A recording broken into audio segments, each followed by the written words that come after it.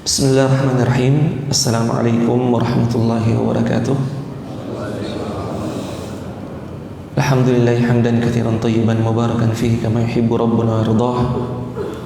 Asyhadu an la ilaha illallah wahdahu la syarika lah wa asyhadu anna Muhammadan abduhu wa rasuluh. Shalawatullahi wassalamu alaihi wa ala alihi wa ashabihi wa ala man sara ala nahjihi wastanna bi sunnatihi ila yaumiddin. Wa ba'd. Allahumma 'allimna ma yanfa'una wanfa'na bima 'allamtana wa zidna ilman nafi'an wa 'amalan salihan mutaqabbalan. Ikhwani fid din wa akhwati hadirin dan hadirat jamaah salat subuh yang dirahmati oleh Allah Subhanahu wa taala.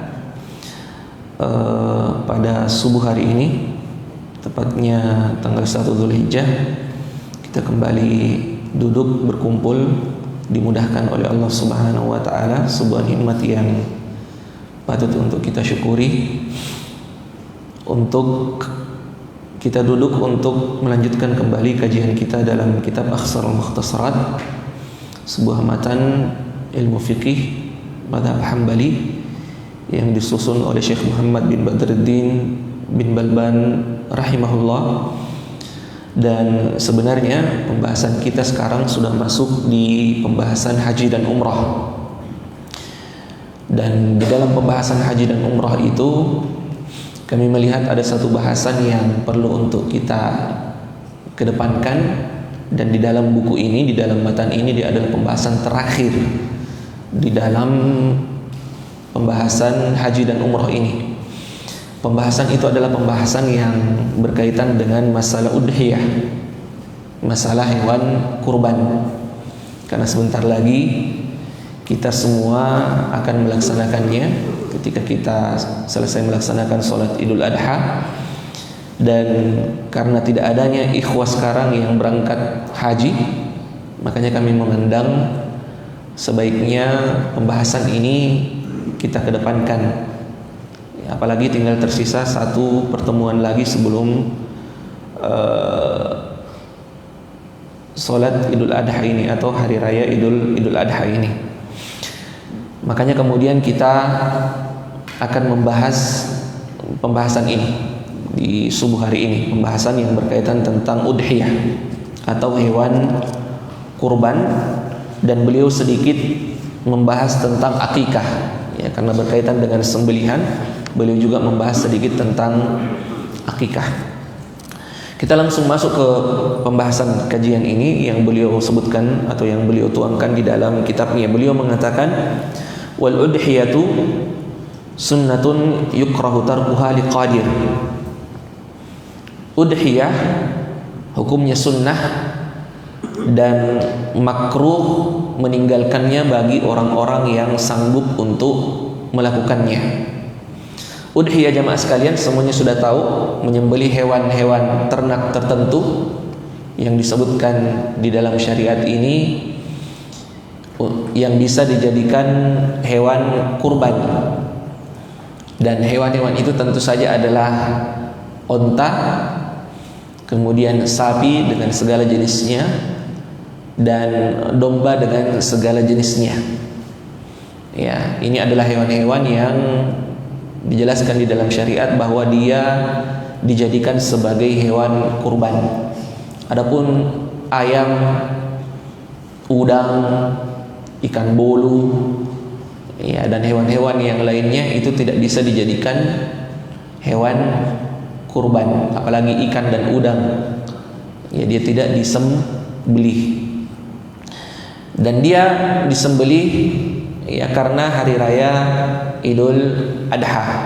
Ya, karena hari raya Idul Adha di waktu yang telah ditentukan oleh syariat ini. Beliau mengatakan hukumnya sunnah. Hukumnya sunnah. Rasulullah sallallahu alaihi wasallam sendiri melakukannya. Dan hukum asal ketika Rasulullah sallallahu alaihi wasallam melakukan sesuatu itu sebenarnya wajib. Ya, tetapi seperti yang kita ketahui bahwa dalil-dalil di dalam syariat agama ini, hadis-hadis Rasulullah sallallahu alaihi wasallam menjelaskan antara yang satu dengan yang lainnya. Ya, dan disebutkan dalam sebuah hadis di mana Rasulullah sallallahu alaihi wasallam bersabda, "Idza dakhala al-'ashr wa arada ahadukum an yudahhi fala ya'khudh min sya'rihi wala min bashratihi syai'an." Kata Rasulullah sallallahu alaihi wasallam, ketika masuk 10 hari pertama di bulan Dzulhijjah, dalam riwayat lain dikatakan idza ra'aitum hilal Dzulhijjah, kalau kalian sudah melihat bulan Dzulhijjah masuk, wa arada ahadukum an yudahhi, dan salah seorang di antara kalian ingin melakukan ibadah kurban. Nah, di sini Rasulullah sallallahu alaihi wasallam mengikat hukum atau mengikat ibadah kurban ini dengan kemauan seseorang. Beliau mengatakan, dan salah seorang di antara kalian ingin berkurban. Di mana kita tahu bahwa ibadah yang sifatnya wajib tidak mungkin diikat dengan kemauan. Mau tidak mau harus dikerjakan. Ya, karena yang namanya wajib, kita akan berdosa ketika kita tidak melakukannya. Ya. Nah, Rasulullah mengaitkan di sini ibadah kurban dengan kemauan seorang. Kalau kalian mau, ya kalian kerjakan. Kalau tidak, tentu saja kalian tidak akan mengerjakannya. Nah, dalil ini ya dijadikan oleh para ulama untuk menjelaskan bahwa hukum dari ibadah kurban itu sendiri hukumnya sunnah. Lalu kemudian beliau mengatakan yukrahu tarkuha liqadir, dan makruh hukumnya bagi orang-orang yang sanggup untuk melakukannya. Ya, ketika dia tidak melakukannya, dia meninggalkannya, hukumnya makruh. Berdasarkan sabda Rasulullah sallallahu alaihi wasallam, "Man kana lahu sa'ah falam yudahhi fala yaqrabanna musallana." Barang siapa yang memiliki kelapangan rezeki, ya, lalu kemudian dia tidak berkurban, maka janganlah mendekati tempat sholat kami. Ya. Di sini ada pelarangan, ya, bagi orang-orang yang mampu untuk berkurban, lalu kemudian dia tidak berkurban, jangan dekat-dekat dengan tempat sholat kami. Padahal kita tahu bahwa hari raya itu adalah hari rayanya umat Islam. Ya, bukan cuman orang-orang yang dewasa saja yang dianjurkan untuk datang ke tempat sholat, bahkan anak-anak kecil, orang-orang tua, bahkan wanita yang haid sekalipun tetap dianjurkan untuk datang dan mendengarkan khutbah. Ya, meskipun mereka punya tempat-tempat tersendiri. Ya. Dan di sini Rasulullah SAW mengatakan, siapa yang punya kemampuan lalu tidak berkurban, jangan dekat-dekat dengan tempat sholat kami. Nah, di sini menunjukkan bahwa orang-orang yang mampu untuk berkurban lalu dia tidak berkurban sangat-sangat dimakruhkan. Kemudian beliau mengatakan, wa waqtu dzabhi ba'da salatil Id. Adapun waktu penyembelihannya itu dilakukan setelah seseorang mengerjakan salat Id.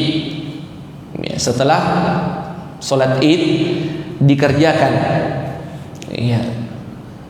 Dan ada pelarangan kita tidak boleh melakukan sebelumnya, sebelum kita mengerjakan salat. Rasulullah sallallahu alaihi wasallam bersabda, "Man dzabaha qabla an yusalli falyu'id makanaha ukhra."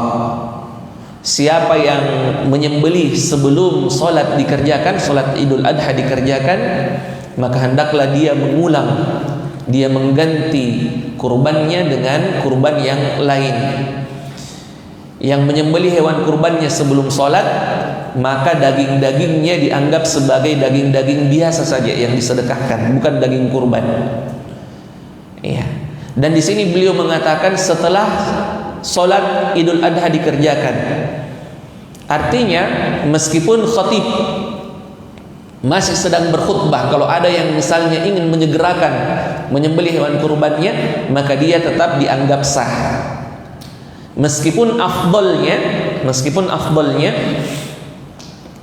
dia menunggu sampai khatib menyelesaikan khutbahnya. Ini waktu yang paling afdal.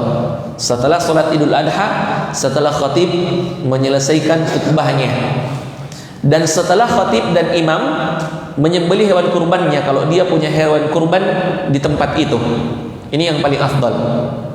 Ya, jadi kita mendahulukan khatib dan imam untuk menyembelih hewan kurbannya sendiri, lalu kemudian kita menyusulnya.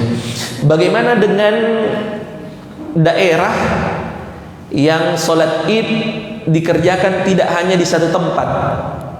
Mana yang menjadi patokan? Apakah kita harus menunggu semua sholat id selesai dikerjakan, atau patokannya siapa saja yang selesai duluan maka sudah bisa melaksanakan ibadah kurban ini, penyembelihan ini? Ya. Patokannya ya, di dalam mazhab Hambali adalah al-asbaq. Mana yang paling duluan. Iya, makanya di dalam kitab Al-Muntaha, Muntaha al-Iradat, salah satu di antara kitab perujukan mazhab Hambali, dikatakan ba'da asbaqi salati idin bil balad. Iya, penyembelihan dikerjakan dengan menjadikan salat id yang paling cepat selesai sebagai patokannya. Ya, sebagai patokannya. Kalau di Rempang misalnya salat id cepat dikerjakan, ya, dan memang sunnahnya salat id itu disegerakan cepat, berbeda dengan salat Idul Fitri agak sedikit diperlambat. Ya, kalau sudah selesai di sini padahal berantik belum, ya, maka menjadi patokan adalah di Rempang ini. Atau di Rempang ini banyak tempat-tempat. Di Masjid Al-Ikhlas ini paling cepat selesai. An-Nur masih kedengaran khutbahnya misalnya. Masjid Al-Ansar masih sementara sholat misalnya, maka yang menjadi patokan adalah Al-Ikhlas ini. Siapa yang ingin melakukan penyembelihan maka sudah boleh melakukannya. Kemudian beliau mengatakan au qadriha, atau memperkirakan waktu selesainya sholat Idul Adha. Apa maksudnya ini? Ya, maksudnya bagi daerah yang tidak diselenggarakan sholat id sama sekali. Ya, kebetulan kita berada di tempat yang minoritas, cuman kita satu keluarga, satu kakak yang muslim. Ya, tidak mungkin antum sendiri yang kemudian pergi ke lapangan sholat Idul Adha. Ya, tidak ada sholat id yang dilaksanakan. Maka kata beliau au qadriha, ya, di keadaan-keadaan yang seperti itu diperkirakan waktu selesainya sholat id itu. Nah, disebutkan di dalam beberapa referensi bahwa waktu selesainya biasanya itu secara umum sholat id itu ketika matahari sudah setinggi tombak.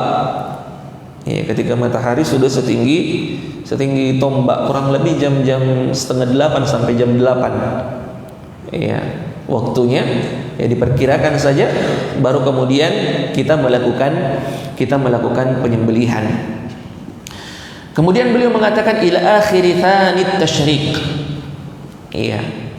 Itu waktu awal penyembelihan, dan waktu terakhir penyembelihan disebutkan dalam buku ini ila akhiri tsanit tasyrik.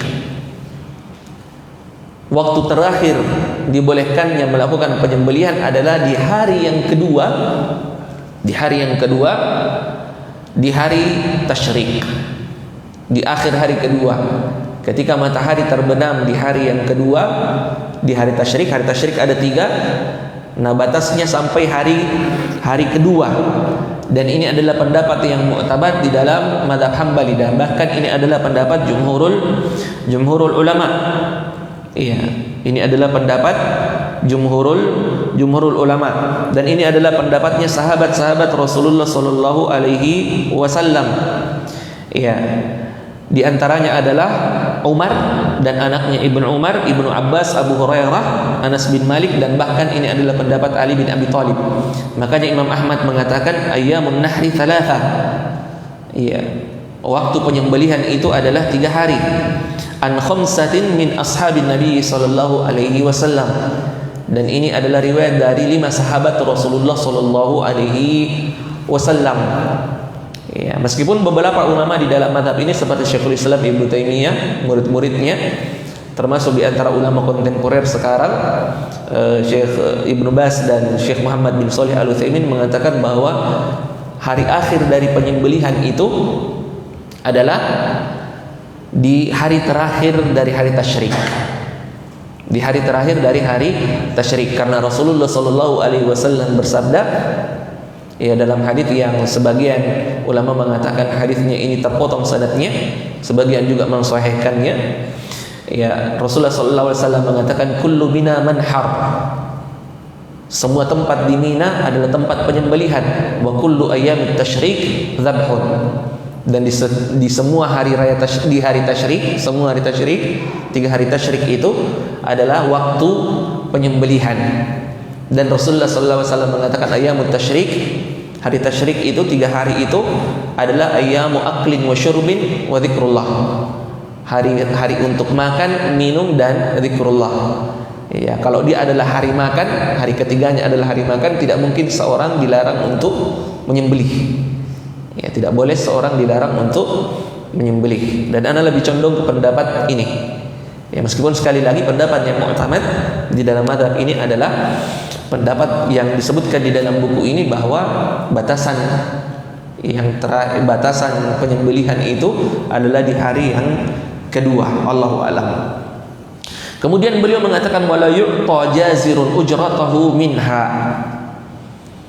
Dan kita dilarang untuk menjadikan bagian dari hewan kurban, baik itu dagingnya, baik itu kepalanya, baik itu kulitnya, kita dilarang untuk menjadikan bagian hewan kurban ini sebagai upah penyembelihan.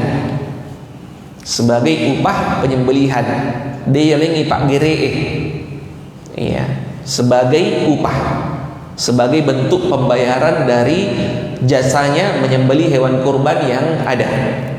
Ya, berdasarkan riwayat dari Ali bin Abi Thalib, dia mengatakan amarani Rasulullah sallallahu alaihi wasallam an aquma ala badanah. Saya diperintahkan oleh Rasulullah sallallahu alaihi wasallam, kata Ali bin Abi Thalib, untuk mengurus badanah, mengurus unta kurban, wa an atasaddaq bilahmiha wa juludiha wa ajillatiha wa an la u'til jazzar minha. Dan saya diperintahkan untuk menyedekahkan kulitnya, dagingnya, dan semua bagian-bagian di dalamnya. Dan saya diperintahkan untuk tidak memberikan kepada penyembelih, ya, kepada tukang sembelih dari hewan kurban itu sebagai upah. Ali bin Abi Thalib ditanya, lalu bagaimana dengan upah tukang sembelih itu? Ali bin Abi Thalib kemudian mengatakan, nahnu nu'tihi min indina.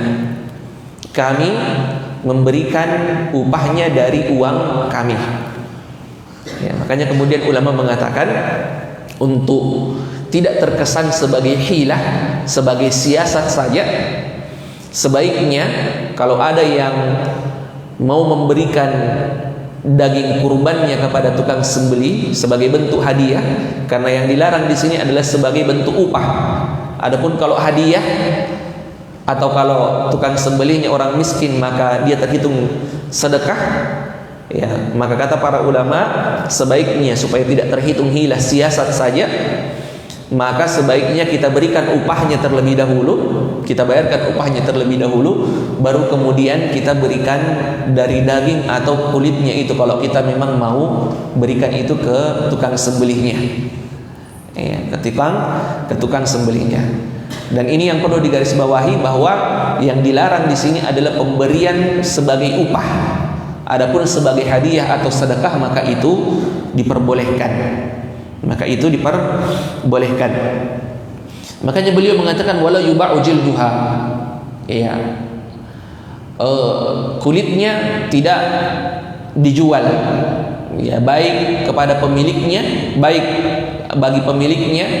Ya, karena hewan sembelihan yang sudah dijadikan hewan kurban itu semuanya untuk Allah Subhanahu wa taala. Tidak boleh kita ambil lagi baru kemudian kita jual lagi untuk mengembalikan uang yang telah kita belanjakan. Wala syai'un minha. Ya, tidak juga daging-dagingnya atau bagian-bagian dari hewan kurban itu. Bal yuntafa'u bihi. Akan tetapi dia dimanfaatkan. ala sabil ibahah tentunya, la ala sabilil wujub. Ya, intifa di sini, memanfaatkan di sini tidak wajib, tetapi hukumnya mubah. Bagi yang mau memanfaatkan kulitnya silahkan. Ya, kalau dia tidak mau memanfaatkannya sendiri, dia bisa memberikannya kepada orang lain. Dia sedekahkan atau kemudian dia hadiahkan. Kemudian beliau mengatakan wa afdalu haddin au udhiyatin ibilun summa baqarun summa ghanam. Yang paling afdal untuk dijadikan hewan kurban, kata beliau, adalah onta, lalu kemudian sapi, lalu kemudian kambing. Cuman masalahnya di sini tidak ada onta. Ya, di sini tidak ada onta. Ya, di sini adanya sapi. Ya, beliau mengatakan yang paling afdal untuk dijadikan hewan kurban adalah onta, baru sapi, baru kemudian kambing. Ini urutannya. Dan disebutkan dalam penjelasan ulama bahwa baru kemudian menyusul orang yang bersyarikat di 7 onta, baru yang terakhir ya dari segi keutamaan orang yang berserikat di 1 sapi. Ya, orang yang berserikat di 1 sapi.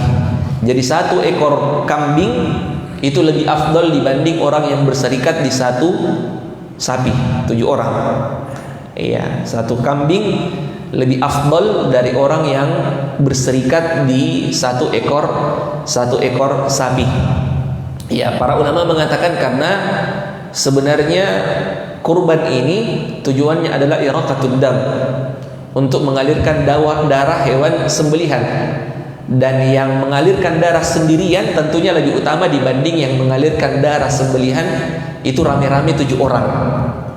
Itu rame-rame 7 orang. Nah, apa dalilnya kenapa unta lebih utama dibanding sapi lebih utama dari kambing? Itu berdasarkan hadis Rasulullah SAW tentang sholat Jumat. Nah, apa maksudnya ini? Hadis sholat Jumat tapi menjelaskan tentang keutamaan hewan kurban. Iya. Rasulullah SAW mengatakan man iktasala yaumal jum'ah thumma raha ila al-masjid fi sa'atil ula fa ka'annama qarraba badanah. Kata Rasulullah SAW, siapa yang mandi pada hari Jumat lalu kemudian berangkat ke masjid di waktu yang pertama, ya, dan ini tentunya waktu yang paling afdal. Ketika kita berangkat ke masjid paling cepat, waktu yang pertama kata Rasulullah SAW, maka seakan-akan dia berkurban unta. Disebutkan di sini unta paling utama. Ya.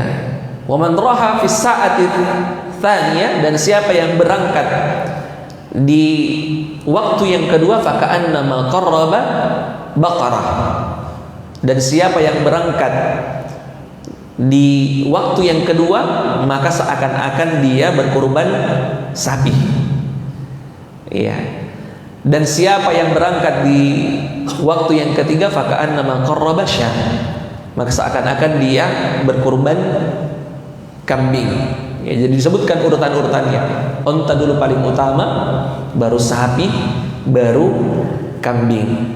Dan maksudnya di sini unta 1 ekor unta untuk 1 orang, sapi 1 ekor untuk 1 orang, kambing 1 ekor untuk satu orang. Itu yang paling utama. Kemudian beliau mengatakan wala yujzi illa jada'u dha'nin.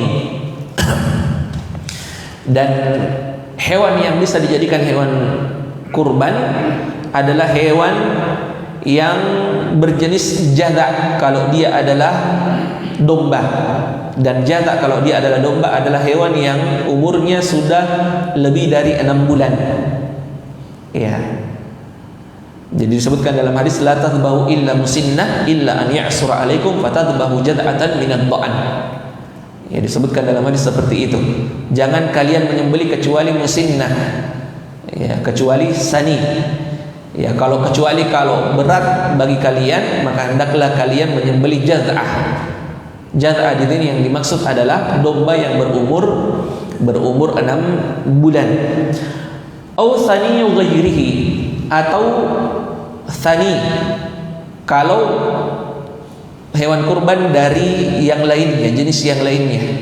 Kalau dia adalah kambing, sapi, ataukah unta. Dan tsani di sini berbeda-beda setiap jenisnya. Makanya beliau mengatakan wa tsaniyu ibilin malahu khamsu sinin. Adapun unta dari jenis tsani itu adalah unta yang sudah berumur lebih dari 5 tahun. Iya, 5 tahun lebih. Wa baqarin sanatan. Adapun kalau dia sapi, maka tsaninya sapi itu adalah sapi yang berumur 2 tahun. Adapun kalau kambing kata beliau, iya, maka dia berumur 1 tahun. Iya. Dan dinamakan tsani, jamaah sekalian yang dimuliakan oleh Allah Subhanahu wa taala, dinamakan tsaniyu karena gigi serinya itu sudah bertukar. Jadi kalau mau periksa sapi itu apakah sudah cukup usia, buka giginya. Itu akan kelihatan gigi serinya itu lebih besar dibanding gigi-gigi yang lainnya. Kalau dia belum cukup umur itu biasanya masih sama besar. Ya, masih sama besar. Sayang sekali saya kemarin punya fotonya, saya lupa share di grup. Ya, jadi untuk mengetahui itu seperti itu. Jadi meskipun penjual sapinya bilang ini sudah cukup umur, kalau dilihat ternyata ya giginya belum berganti, ya giginya belum seperti itu, maka itu ya diduga kalau itu belum cukup umur. Allahu a'lam. Kemudian beliau mengatakan wa tujzi usyatu an wahid. Ya, dan 1 ekor kambing itu bisa ya dikurbankan untuk 1 orang dan untuk keluarganya. Ya, 1 orang dan untuk keluarganya. Abu Ayyub mengatakan kana ar-rajul fi ahdi Nabi sallallahu alaihi wasallam yudhi bisyah anhu wa ahli baitihi fayakuluna wa yut'imun. Kata Abu Ayyub, adalah orang-orang di zaman Rasulullah sallallahu alaihi wasallam menyembelih 1 ekor kambing untuk dirinya dan untuk keluarganya. Ya, masuk di dalamnya di sini istrinya atau istri-istrinya kalau dia punya banyak istri, itu masuk semua. Anak-anak laki-lakinya, anak-anak perempuannya, dan semua yang ada yang tinggal di rumahnya. Ya, itu masuk. Jadi cukup ya satu kambing untuk semua keluarga yang ada ya di bawah tanggungannya. Ya. Adapun ya al-badana wal baqarah kata beliau, adapun unta begitu juga sapi, maka dia cukup untuk 7 orang. Wal banadatu wal baqarah an sab'ah. Ya, adapun sapi dan unta maka dia cukup untuk 7 orang berdasarkan sabda Rasulullah sallallahu alaihi wasallam, berdasarkan apa yang dikabarkan oleh Jabir. Beliau mengatakan naharna bil Hudaybiyah, kami pernah menyembelih hewan kurban di Hudaybiyah ya bersama dengan Rasulullah sallallahu alaihi wasallam, ma'an Nabi sallallahu alaihi wasallam, al-badanah an sab'ah wal baqarah an sab'ah. Untuk 1 ekor unta 7 orang dan untuk 1 ekor sapi 7 orang. Nah, ini yang dikabarkan oleh Jabir. Kemudian beliau mengatakan wala tujzi'u hazilah, dan tidak boleh dijadikan hewan kurban kalau hewan kurbannya hazilah, terlalu kurus atau terlalu lemah. Terlalu kurus sampai menyebabkan tidak ada sumsum di tulangnya. Ya, terlalu kurus sampai menyebabkan tidak ada sumsum di tulangnya. Wa bayyinatu awarin. Tidak sah juga ketika hewan kurbannya itu buta yang jelas kebutaannya. Ya, matanya cacat yang jelas cacat di matanya. Au araj, atau hewan yang pincang yang jelas kepincakannya. Ya, kata Rasulullah sallallahu alaihi wasallam, arba'atun la tajuzu fil adahi. Ada 4 kurban yang tidak boleh dijadikan hewan kurban. Ada 4 cacat pada hewan yang tidak boleh dijadikan hewan kurban. Kata beliau sallallahu alaihi wasallam, yang pertama adalah al-maridah bayyin maraduha. Ya, hewan kurban yang sakit yang jelas sakitnya.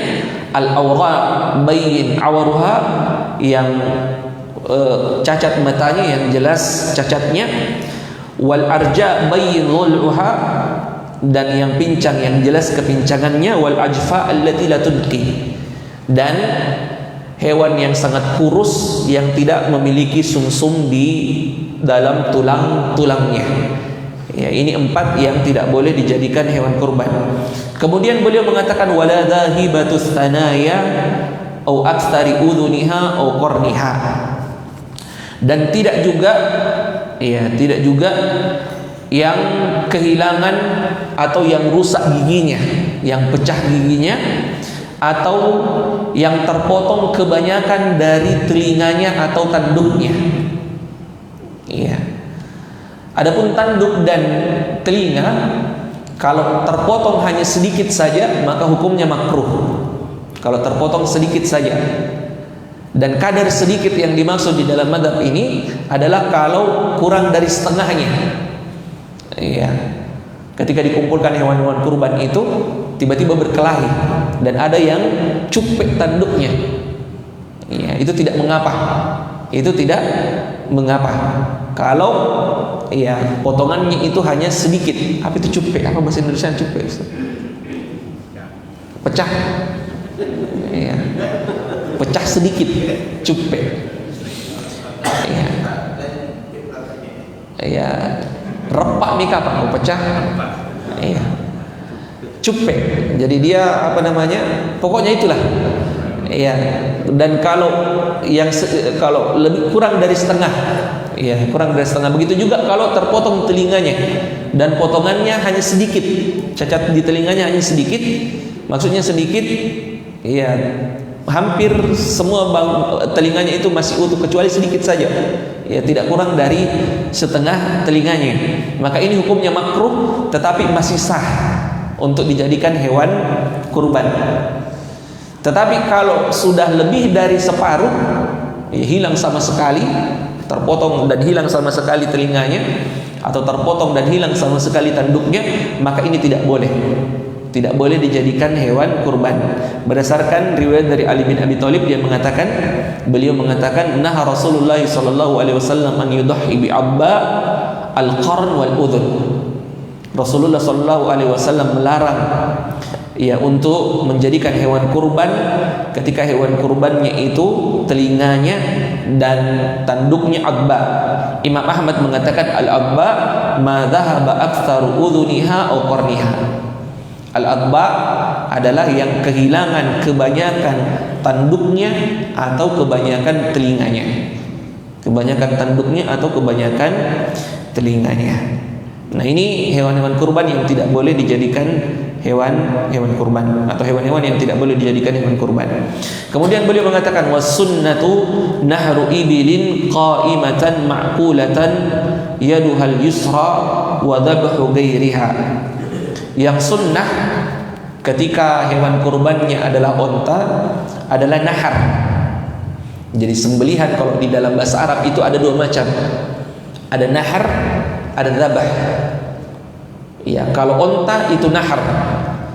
Beliau mengatakan onta itu sunnahnya nahar, dilakukan dengan cara ontanya itu berdiri, ma'kulatan yaduhal yusra, dengan tangan kirinya, maksudnya kakinya, kaki kirinya itu terikat dalam keadaan berdiri,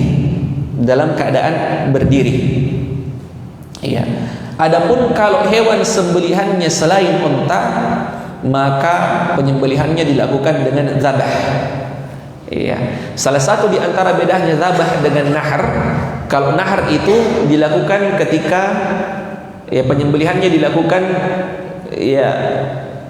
hewannya berdiri, itu nahar. Kalau zabah dibaringkan. Kalau nahar itu yang dipotong adalah pangkal lehernya, pangkal lehernya yang mendekati dadanya. Kalau zabah tidak, dia ujung lehernya dekat dengan telinganya. Dan nahar biasanya dilakukan dengan ta'an, dengan menikam. Dengan menikam nahar. Ya, kalau nanti pulang ke rumah, silahkan buka YouTube, lihat bagaimana cara penyembelihan onta. Jadi biasanya dilakukan dengan berdiri, lalu kemudian ditusuk saja sedikit bagian sininya, itu langsung keluar ininya. Itu namanya nahar. Itu namanya nahar. Kalau dzabah dibaringkan. Nah, sunnahnya seperti ini. Ya, Zubair mengatakan bahwa Ibnu Umar pernah melihat ada orang yang ketika dia mau menyembelih onta, dia baringkan ontanya. Maka Ibnu Umar mengatakan kepadanya, ib'atha qa'imatan sunnata Muhammadin sallallahu alaihi wasallam. Buat dia berdiri, karena dia adalah sunnahnya Nabi kita Muhammad sallallahu alaihi wasallam. Dan ulama mengatakan ini sunnahnya, ini afdolnya, dan kalau dibalik-balik sebenarnya tidak mengapa. Ya, kalau ada yang mau menyembelih misalnya sapi dalam keadaan berdiri, ya meskipun susah ya, atau minimal kambing lah ya, dalam keadaan berdiri ya, atau onta yang kemudian dibaringkan, maka itu tidak mengapa. Wa yaqulu, dan ketika menyembelih dia mengatakan bismillah Allahumma hadza minka wa laka. Bismillah hukumnya wajib. Hukumnya wajib. Ketika kita menyembelih kita mengatakan bismillah. Ya. Allahumma hadza minka wa laka. Doa yang selanjutnya hukumnya sunnah. Hukumnya sunnah atau doa-doa yang lainnya. Ya. Rasulullah ketika ketika menyembelih dia mengatakan bismillah Allahumma hadza anni wa amman lam yudhi min ummati. Ya, beliau membaca bismillah lalu mengatakan ini dariku dan dari semua umatku yang tidak berkurban pada tahun ini. Ya, tidak berkurban pada tahun ini. Jadi hukum bismillah hukumnya wajib. Adapun doa-doa yang lainnya begitu juga menyebutkan nama. Ya, kalau mau disebutkan namanya maka hukumnya sunnah. Ya, Allahumma hadza an fulan fulan fulan fulan fulan. Ya seperti itu. Ya, kalau Allahumma hadza min fulan fulan fulan fulan disebutkan seperti itu. Ini sunnahnya. Yang wajibnya adalah dengan membaca bismillah. Kemudian beliau mengatakan wa sunna an ya'kula wa yuhdiya wa yatasaddaq atlathan mutlaqan. Dan disunnahkan untuk memakan sepertiga dari hewan kurban itu, menghadiahkan sepertiganya. Hadiah di sini maksudnya bisa diberikan kepada orang kaya. Jadi pemberian kepada orang kaya itu dihitung hadiah. Orang kaya pun bisa kita berikan dari hewan kurban ini dan dia bentuknya hadiah. Wa yatasaddaq, sepertiga yang terakhir itu disedekahkan ke orang-orang miskin. Mutlaqan maksudnya baik kurban itu adalah kurban yang sifatnya wajib kalau dia adalah nazar, ataukah kurban yang sifatnya sunnah. Ya, sunnah hewan kurban biasanya. Ya, kurban itu bisa menjadi wajib kalau seorang menadarkannya. Ya, kalau ada yang sudah bernadar saya mau berkurban tahun ini, maka kurban menjadi wajib baginya. Ya, kurban menjadi wajib baginya. Ya. Kemudian beliau mengatakan wal halqu ba'daha, dan disunnahkan untuk memotong rambut setelahnya. Ya, disunnahkan untuk memotong rambut setelahnya. Ya, ulama mengatakan karena sebelumnya di 10 hari pertama di bulan Zulhijjah ini kita dilarang untuk memotong rambut. Nah, setelah kita melakukannya maka kita disunnahkan untuk melakukan sebaliknya. Kita disunnahkan untuk memotong rambut. Ya. Kemudian beliau mengatakan wa haruma ala muridiha akhdhu syai'in min sya'rihi wa dhufurihi wa basharatihi fil ashar. Dan ini yang terakhir dalam pembahasan udhiyah ini, beliau mengatakan dan diharamkan bagi orang yang ingin berkurban untuk memotong rambutnya, kukunya, atau semua yang melekat di kulitnya. Ya, rambut-rambut yang melekat di kulitnya itu diharamkan untuk dipotong fil ashar, ketika sudah masuk 10 hari pertama di bulan Dzulhijjah. Nanti setelah dilakukan penyembelihan hewan kurban kita, maka boleh bagi kita untuk potong rambut atau potong kuku. Dan di dalam mazhab Hambali, pelarangan ini berlaku untuk dirinya dan untuk orang-orang yang dia masukkan di dalam hewan kurbannya. Termasuk diantaranya adalah istrinya. Ya, termasuk di antara isunya, meskipun ulama-ulama yang lain mengatakan tidak. Ini hanya terkhusus bagi orang-orang yang ingin berkurban, karena Rasulullah SAW mengatakan, "Idza arada ahadukum an yudhi," dan salah seorang di antara kalian ingin berkurban, hanya yang ingin saja yang dilarang, hanya yang mau berkurban saja yang dilarang. Wallahu alam. Nah, ini yang berkaitan dengan kurban. Kita lanjut sedikit. Ya, insyaallah 10 menit. Pembahasan tentang akikah. Beliau mengatakan wa tusannul akikah. Akikah juga disunnahkan. Ya, sebagaimana sabda Rasulullah SAW, kullu mauludin marhunatun bi akikatihi. Ya, setiap yang lahir itu tergadaikan dengan akikahnya. Ya, dia disembelih di hari yang ketujuh. Ya, lalu kemudian rambutnya dipotong dan diberi nama anak yang lahir itu. Kemudian beliau mengatakan wahiya anil gulami syatani. Untuk anak laki-laki 2 ekor kambing. Ya, disebutkan dalam beberapa riwayat 2 ekor kambing ini disunnahkan mukafaatani. Ya, disunnahkan mukafaatani. Sifat-sifatnya hampir sama. Kalau warnanya hitam, sebaiknya hitam juga yang kedua-duanya hitam. Atau ada keputih-putihannya, cari juga yang bercampur hitam dan putihnya. Atau kalau dia hewan yang putih misalnya, sebaiknya putih. Kalau dia jantan, sebaiknya jantan juga. Seperti itu, mukafaatani. Wa anil jariyati syatun. Dan untuk anak perempuan maka cukup 1 ekor kambing. Dan ulama mengatakan untuk anak laki-laki sunnahnya 2, tetapi kalau orang tuanya tidak sanggup, hanya mampu 1, maka 1 pun tidak mengapa. Ya, karena Allah Subhanahu wa taala mengatakan fattaqullaha mastata'tum. Bertakwalah kepada Allah Subhanahu wa taala sesuai dengan kesanggupan kalian. Wa tudbahu yaumas sabi. Dan dia disembelih di hari yang ke-7. Dia disembelih hari yang ke-7. Bagaimana menghitung hari ke-7-nya? Apakah hari lahirnya juga dihitung? Ya, di dalam mazhab harinya juga dihitung. Kalau dia lahir di hari Senin, ini kaidahnya, perhatikan ini kaidahnya. Kalau dia lahir di hari Senin, maka dia diakikahi hari Ahad. Kalau dia lahir di hari Selasa, maka dia diakikahi hari Senin. Lihat saja hari sebelumnya. Dan hitungan hari ini dihitung ya setelah terbenamnya matahari. Jadi kalau malam Senin misalnya, maka dia dihitung hari Senin. Ya, karena hitungan ya penanggalan Hijriyah seperti itu, berbeda dengan miladiyah. Dia dihitung jam 12. Ya, tidak seperti itu. Nah, ini kaidahnya. Jadi lihat saja hari sebelumnya. Fa in fata, kata beliau, kalau dia tidak mampu melakukannya di hari yang ke-7, fa fi 14, maka disunnahkan untuk melakukannya di hari ke-14-nya. Fa in fata fa fi ahadin wa ishrin. Kalau dia tidak sanggup melakukan di hari yang ke-14-nya, maka di hari ke-21-nya. Jadi hitungannya 7 hari. Summa la tu'tabarul asabi. Adapun kalau setelah hari ke-21-nya tidak sanggup dia melakukannya, maka setelah hari ke-21 tidak dihitung lagi per minggu. Ya, silahkan di hari ke-22-nya, ke-23-nya, ke-24-nya.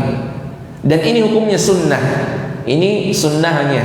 Dan ini adalah riwayat dari Aisyah radhiyallahu anha. Dan ulama mengatakan bahkan ketika ada yang mau mengakikahinya sebelum hari ke-7-nya, maka tetap akikahnya dianggap sah. Tetap akikahnya. Iya, hanya ini yang sunnah. Adapun kalau ada yang mau mengakikahi sebelumnya, ya seperti pendapat yang difatwakan oleh Imam Nawawi, begitu juga ya di hari ke-8-nya, ke-9-nya, maka itu tidak mengapa. Tapi kalau mau sesuai dengan sunnahnya, maka lakukan yang seperti kita sebutkan tadi. Kemudian beliau menutupnya dengan mengatakan wa hukmuha ka'udhiyah. Dan hukum-hukum yang berkaitan dengan hewan akikah ini sama seperti udhiyah, dalam keadaan sehat, tidak cacat dan seterusnya. Ya, seperti itu. Allahu a'lam. Nah, sampai di sini selesai pembahasan kita tentang kurban dan akikah. Mudah-mudahan bermanfaat. Sebelum kita tutup, kalau ada yang mau diperjelas silahkan. Ada yang mau ditanyakan? Ya, yang mana nih? Ya kanan dulu ya. Iya, silakan.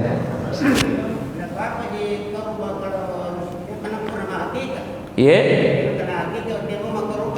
Iya. Bagaimana orang yang tidak diakikahi? Bagaimana orang yang tidak diakikahi? Sebagian ulama mengatakan yang mukhatab di sini, yang mendapatkan perintah untuk mengakikah di sini adalah orang tuanya. Adalah orang tuanya. Ini sebagian pendapat ulama mengatakan seperti itu. Ya, tetapi ada juga yang mengatakan kalau ada yang mau mengakikahi untuk dirinya, maka itu tidak mengapa. Itu tidak mengapa. Iya. Ya, tetapi sekali lagi yang mukhatab sebenarnya yang diperintahkan adalah orang tuanya. Adapun kurban, maka yang diperintahkan untuk melakukannya adalah dirinya. Ya, makanya ulama mengatakan kalau ya berbenturan antara keduanya ini, mana yang didahulukan? Dahulukan kurbannya dahulu. Karena kurban itu perintah ke dirinya langsung. Berbeda dengan akikah tadi, ini dia hanya mengganti apa yang tidak bisa dilakukan oleh orang tuanya. Ya, Allahu a'lam. Dan ini pendapat yang kami lebih condong kepadanya. Kalau ada orang yang belum akikah, lalu kemudian dia sanggup untuk berkurban di tahun itu, mana yang didahulukan? Maka dahulukan kurban dibanding akikahnya. Nanti kalau punya rezeki lain, misalnya bulan depan atau bulan-bulan berikutnya mau lagi akikahi untuk dirinya, maka silahkan akikahi dirinya. Allahu a'lam. Iya. Iya. Iya. Bagaimana dengan orang yang meninggal? Sebagian ulama seperti Syekh bin Baz mengatakan orang yang meninggal sama ketika kita berkurban untuknya sama seperti ketika kita bersedekah untuknya. Tetapi yang afdolnya adalah cukup mengikutkan di dalam doa kita. Tidak dikhususkan hewan-hewan kurban untuk orang yang meninggal. Ya, karena Rasulullah SAW sendiri banyak orang-orang tercintanya yang meninggal dunia. Ada Khadijah, ada paman-paman, ada sahabat-sahabatnya yang meninggal, ada pamannya Hamzah yang juga meninggal, dan tidak ada riwayat yang mengatakan Rasulullah SAW mengkhususkan kurban untuk mereka. Yang ada adalah memasukkannya di dalam doa. Ya, memasukkannya di dalam doa. Kecuali kalau orang yang meninggal itu sebelum dia meninggal dia mengatakan nanti kalau datang waktu berkurban, tolong kurbankan untuk saya. Dia berwasiat dan wasiatnya adalah wasiat yang baik. Maka setelah dia meninggal, ya sebelum warisannya dibagi, uangnya disisihkan untuk kurban untuknya. Seperti itu. Jadi diikutkan saja di dalam doa kita. Iya, diikutkan saja di dalam doa kita. Disebutkan dalam hadis tadi Rasulullah SAW mengatakan, "Hadza anni wa an man lam yudhi min ummati." Ini adalah kurbanku dan kurban untuk semua orang. Ya, ini menunjukkan bahwa di dalam doa bisa kita masukkan semua orang. Ya, dan yang paling pantas tentunya untuk kita masukkan adalah keluarga terdekat kita, baik yang masih hidup maupun yang meninggal dunia. Allah. Ada yang lain? Iya. Kami bertanya berkaitan tentang hewan kurban. Iya. Tadi adalah hewan yang sehat dan tidak cacat. Iya. Bagaimana jika sebelumnya kami telah menyiapkan ya kami ingin menyembelih hewan kurban misalnya kambing, dan kami juga telah berusaha untuk mencari hewan kambing yang sehat dan tidak memiliki cacat. Bagaimana kalau Ustaz kami start dari ibadah kurban atau 2 atau 3 jam sebelum kita sembelih hewannya, atau Allah kambingnya Cacat. sakit dan tidak sengaja telinganya terpotong. Iya. Bagaimana? Iya. Cacat yang muncul setelah setelah hewan itu ditentukan untuk menjadi hewan kurban, itulah yu'tabar. Itu tidak mengapa. Tetap disembelih. Ya, tetap disembelih. Kecuali mungkin sakit dan sakitnya itu dikhawatirkan akan merusak dagingnya atau membawa penyakit. Ya, dan kalau masih bisa diganti dengan yang sehat, maka lebih baik. Ya, adapun kalau cacatnya misalnya hanya sekedar terpotong telinganya atau yang lainnya misalnya, maka itu tidak mengapa. ya, atau patah kakinya misalnya, jadi sudah dibawa ke tempat penyembelihan, pas kita kasih lompat dari truk misalnya, jatuh dan patah kakinya, maka itu tidak mengapa. Nah, yang dilarang di sini adalah ketika cacatnya itu sebelum kita beli sudah kelihatan memang cacat. Kalau pada saat kita beli sehat, nanti setelah dibeli mau disembelih seperti itu tadi kejadiannya, maka tetap disembelih. Allah.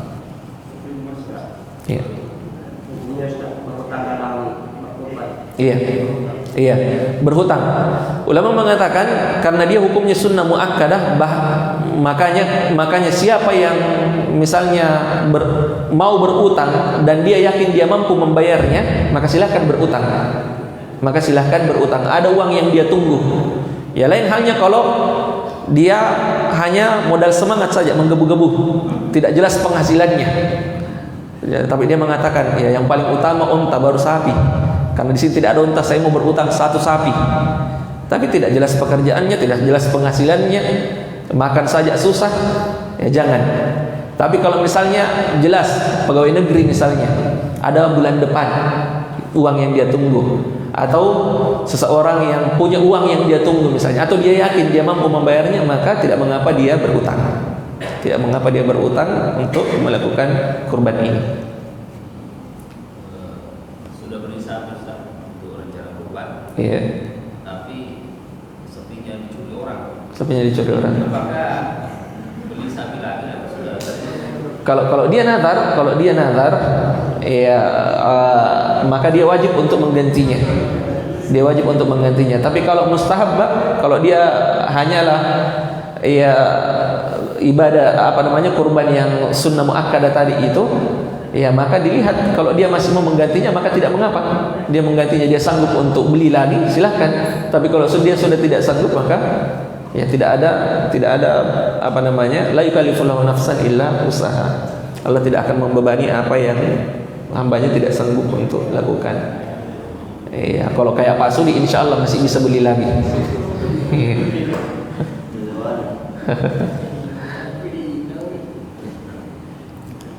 Iya. Ini soal sembelihan, Ustaz. Iya. Supaya kalau mau menyembelih itu ada di belakang disembelihkan dulu. Apa? Disembelihkan Jeneki dulu. Iya. Memang itu disyariatkan. Tidak. Jadi yang berwudu itu orang yang mau sholat.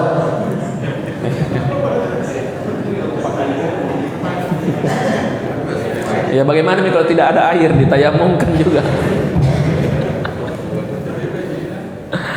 Ya, jadi yang disunat yang disyariatkan untuk berwudu itu adalah orang yang mau sholat. Adapun kalau hewan sembelihan tidak perlu. Dan satu hal yang terlupa tadi, sunnahnya kita menyembelih hewan kurban kita sendiri. Makanya memang salah satu di antara skill yang sebaiknya dimiliki oleh laki-laki itu adalah bisa menyembelih hewan yang dia mau makan. Iya. Kecuali kalau misalnya dia adalah seorang laki-laki yang berhati lembut, iya, dia tidak tega kalau melihat darah misalnya, iya, hati merah jambu, maka tidak mengapa dia wakilkan. Atau dia memang tidak mengerti cara penyembelihan itu, iya, dia memang tidak mengerti cara penyembelihan, maka dia wakilkan. Allah. Iya.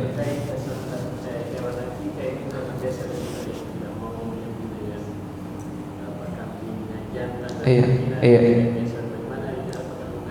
Sebenarnya tidak ada ketentuan. Meskipun ada ulama yang mengatakan afdolnya jantan.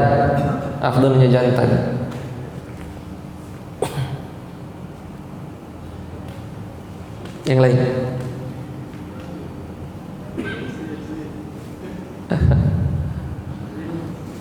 Ya, sudah tidak ada. Ya, kita cukupkan, kita tutup. Subhanakallahumma bihamdika asyhadu an la ilaha illa anta astaghfiruka wa atubu ilaik. Assalamualaikum warahmatullahi wabarakatuh.